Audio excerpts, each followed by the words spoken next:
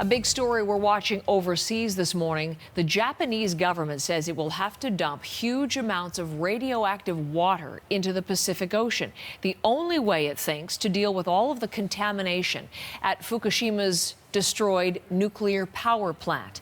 Let's go to Michael Serapio with more on the aftermath to the tsunami, the earthquake and tsunami, Michael, from 2011, and we are still dealing with it. Still dealing with it, and will for decades more, Heather. And that's part of the problem here, because you mentioned the storage, and that really seems to be the key issue here for Japanese officials. And that's because they say that the Tokyo Electric Power Company has already collected over 1 million tons of contaminated water, and by 2022, they'll have nowhere to put any additional water, which is why they're now talking about dumping the contaminated water into the ocean. As you say, 8 years since the Fukushima disaster, an earthquake that triggered a tsunami that sent water inland. That water damaged the plant's power and cooling systems, and it triggered a meltdown of the 3 cores. Now, since the days of the disaster, the nuclear cores have been kept cool by massive amounts of piped water, and that's where all this excess contaminated water is coming from. But what to do with it? It is Japan's environment minister who says he can only see one option. Take a look at the statement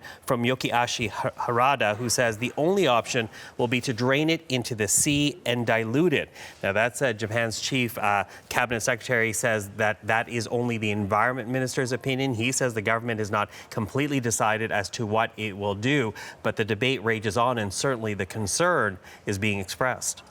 It's interesting, Michael. I've been learning, of course, Tokyo 2020 hosted the Olympic Games. There's been a lot of pressure on Japan to deal with this ongoing issue. And now we have this controversial plan. What has been the reaction to this notion so far? Well, when you mentioned Tokyo 2020, and many people are expecting, or at least putting the signal to Japan, that they want this controversy to be dealt with before the Games actually begin. But that said, Greenpeace is already on record condemning this idea of dumping contaminated water into the ocean. They say this is short-term cost-cutting and not doing enough really to protect the oceans and the communities that rely on those waters economically. And to that, South Korea already summoned a senior Japanese embassy official to clarify what Japan wanted to do with the water. They are urging Tokyo to exercise some prudence here. Even fishers at home in Japan, they're still trying to essentially recover the reputation of the fishing industry in Fukushima, so they are expressing economic fears. But despite all that fear, despite all that opposition, this is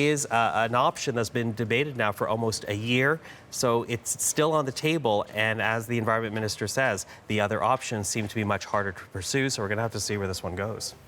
Michael, thank you very much. You're welcome.